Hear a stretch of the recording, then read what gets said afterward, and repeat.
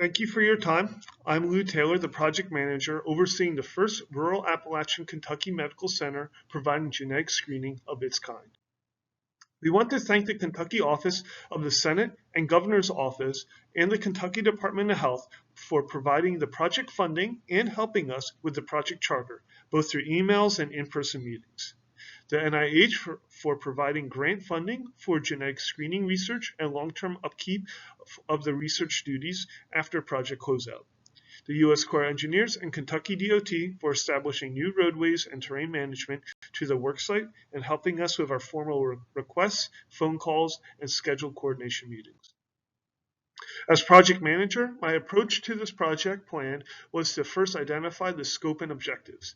Partially due to the terrain, historically, Kentucky has the highest rates of poverty over the American average since the early 20th century.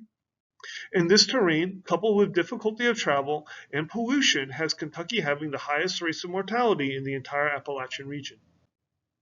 Terrain and difficulty of travel led to the founder effect and the need to research the genetic disorders of the Appalachians.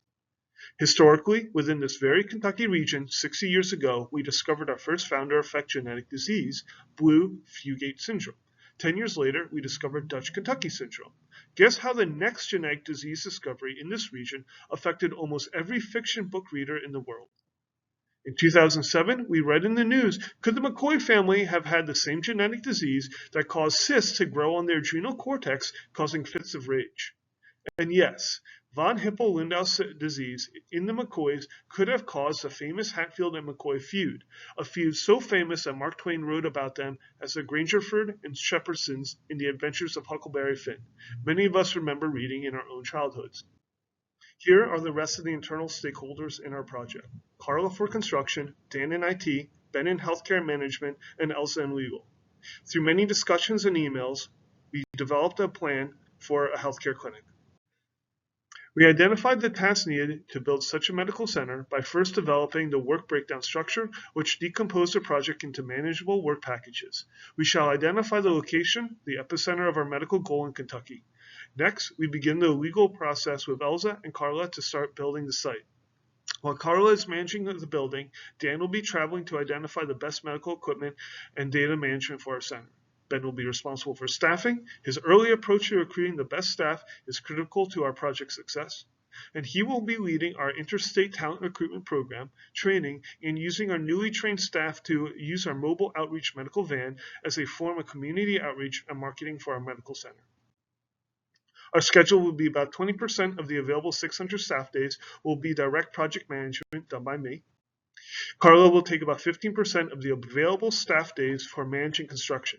Elsa will need about 5% for legal, licensing, and certifications of both building equipment and staff. Dan and Ben will take about the same 10% each for equipment and staff, respectively. The remaining 40% of the available project staff days will be used for training our medical staff and using them in our medical marketing campaign. Resource-wise, we see a generally even distribution. We estimate 20% of the available $200,000 will go towards acquiring the property and licensing fees, 30% to construction, 25 to 30% will go towards the actual medical equipment, the monthly maintenance subscription contracts, IT, and EMR, both hardware and software. The remaining 20%, half will be divided between Ben and Dan's interstate resourcing responsibilities and Carla preparing storm and terrain readiness of the construction site, the facility itself, and the delivery of medical equipment, and the remaining 10% for staffing and public outreach. The most challenging part of this project was finding the best timing for the work assignments. Here we can see my project's anticipated S-curve in red, overlaid with a Gantt chart weighted to Carla, Ben, Dan, and Elsa's staff days for predicted completion of the work breakdown structure. Here I overlaid the gold-colored S-curve suggested by PMI that followed the 50-70 rule, where 50% of the scheduled time has elapsed, 70% of the project's work or budget should have been completed. I lagged behind in two critical places. I shouldn't have started construction 2 months into the project. I should have started at least 1 month earlier. Secondly, I should have had Ben start the interstate recruitment process 3 weeks to a month sooner. These two corrections would have pulled my S-curve into alignment.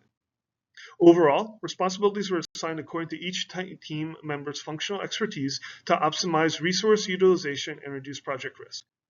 Thank you very much for watching this and for giving us such a great course.